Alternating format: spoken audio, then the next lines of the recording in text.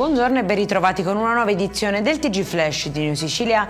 In apertura nuovo colpo al traffico di stupefacenti tra il sud e il centro Italia. La Guardia di Finanza ha eseguito 6 misure cautelari nell'ambito di un'indagine coordinata dalla DDA di Palermo. Gli investigatori hanno ricostruito un'organizzazione che riforniva il mercato palermitano con droga proveniente da Calabria, Campania e Lazio, sequestrati complessivamente circa 80 kg di sostanze stupefacenti.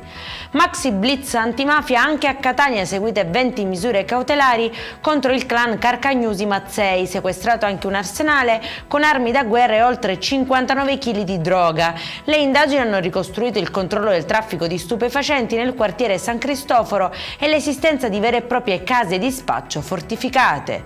Tragedia nelle campagne di Borgo Parrini nel Palermitano, dove un uomo di 52 anni è deceduto poco dopo il trasporto in ospedale dopo aver inalato i fumi di un incendio mentre tentava di spegnere le fiamme in un terreno.